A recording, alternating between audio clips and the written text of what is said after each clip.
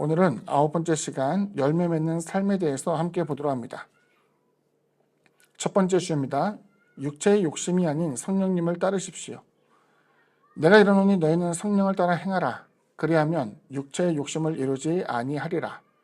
육체의 소욕은 성령을 거스르고 성령은 육체를 거스르나니 이 둘이 서로 대적하므로 너희가 원하는 것을 하지 못하게 하려 함이니라.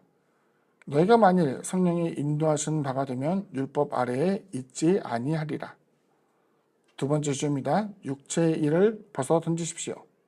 육체의 일은 분명하니 곧 음행과 더러운 것과 호색과 우상 숭배와 주술과 원수 맺는 것과 분쟁과 시기와 분냄과 당 짓는 것과 분열함과 이단과 투기와 술 취함과 방탕함과 또 그와 같은 것들이라. 전에 너에게 경계한 것 같이 경계하노니 이런 일을 하는 자들은 하나님의 나라를 유업으로 받지 못할 것이요. 세 번째 주제입니다. 성령의 열매를 맺으십시오.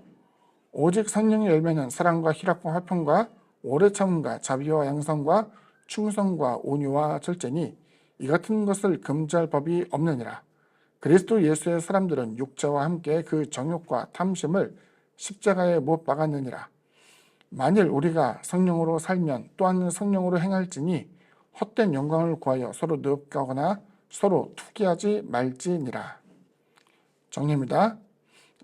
사도 바울 선생에 의해서 단언하게 된 것은 육체의 소욕은 성령을 거스리고 성령은 육체를 거스른다는 내용입니다. 이 당시에 이제 가장 유행했던 내용 가운데 하나는 이원론에 대한 내용이었어요. 두 가지를 대립된 것으로 보아서 어느 하나에 치우치게 되면 다른 하나에 적대적인 것이 되고 또 다른 것에 치우치게 되면 다른 한쪽에 대해서 적대적이 된다는 것을 이야기하는 것이었습니다. 영혼, 육체, 선, 악, 빛과 어두움, 질서, 무질서, 진리와 비진리 등등에 대한 여러 가지를 대립된 것으로 우리가 생각해 볼 수 있죠. 문제는 이 대립된 것을 하나의 카테고리로 묶게 되어서 빛, 생명, 진리 이런 것들은 좋은 것에 속하게 되고 영도 마찬가지겠죠. 반대로 이제 멸망할 어두움, 쾌락 등등에 대한 것은 육체와 함께 묶이게 되는 같은 카테고리로서 이제 정리가 되어지게 됩니다.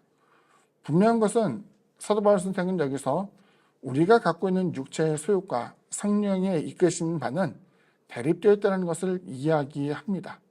다시 말해서 육체의 소욕이라는 것이 성령이 임함을 통해서 더더욱 충만하게 발현된 것이 아니라 그것은 제한되어야 되고 성령에 의해서 지배되고 또 절제되어야 된다는 것을 보여주고 있죠. 그래서 두 번째 내용을 정리해서 보자면 육체의 일은 욕망의 극치를 이야기하고 마치 밭에서 잡초가 생겨나게 되면은 그 모양이 어지럽힌 것처럼 혼돈스럽게 자라나게 된 것 같이 자신의 욕망과 소욕에 의해서 비뚤어진 그래서 무질서하게 자라는 것을 보여주기도 합니다.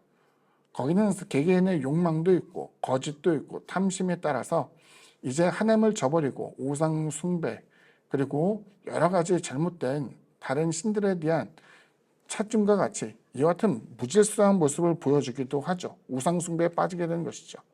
그런데 여기서 보게 되면은 이와 같은 사람들은 성령을 따라 쫓지 않기 때문에 하나님 나라를 유업으로 받지 못한다는 거예요.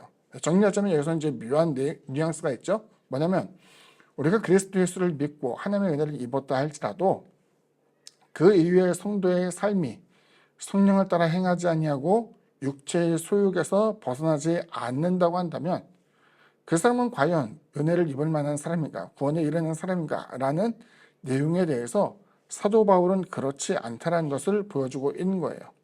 오늘 본문이 갈라디아서라는 것을 기억한다면 갈라디아에 있는 교회의 그 성도들에게 보내는 편지라고 이야기할 때에 이 편지의 대상은 신앙이 없는 사람을 향한 것이 아니라 신앙을 갖고 있는 사람에게 향했다는 것을 주목해 볼 필요가 있어요. 그리스도 예수를 영접하고 그 스스로는 하나님의 자녀가 되었다고 생각하지만 결과적으로 스스로 육체의 소욕을 끊어내지 못하고 성령의 인도하심에 대해서 항상 저항하며 자신의 쾌락과 또 자신의 만족만을 추구하게 될 때에 이 사람은 하나님 나라를 유업으로 받을 수 없다는 것을 선언하는 내용이기도 합니다. 세 번째로 성령의 열매에서 나오게 되는데 우리 흔히 성령의 열매 그러면 9가지 성령의 열매라고 이야기합니다. 근데 이제 헬라의 내용을 보게 되면은 성령의 열매는 항상 단수로 표현돼요. 은사들이라고 해서 은사는 복수로 표현되지만 성령의 열매는 오직 하나입니다. 하나임에도 불구하고 9가지라는 것은 그 열매가 9가지의 독특한, 풍성한 이 모든 것을 포함하고 있다는 것을 보여주고 있어요. 안타깝게도 이것 이외에 다른 성령의 열매, 다른 열매를 우리는 기대할 수가 없습니다. 다시 말하면 성령의 열매를 맺는 데 있어서 사랑, 희락, 화평 등등부터 시작되는 여러 가지 내용 가운데에 성령의 열매가 아닌 다른 인간의 헛된 욕망이 들어갈 수 없다는 것을 보여주고 있죠. 저는 여기서 우리가 한번 착안해 볼 것이 규언에서 우리가 흔히 강조하고 있는 여러 가지 내용에 대해서도 한번 생각해 봤으면 좋겠어요. 뭐냐면은 우리는 신앙에 있어서 어떤 절제된 그리고 경건한 사람에 대해서 표현할 때마다 기도를 많이 하는 사람, 말씀을 많이 보는 사람, 성령이 충만한 사람을 종종 꼽곤합니다. 그런데 성령의 열매에는 그 같은 내용이 들어가 있지 않아요.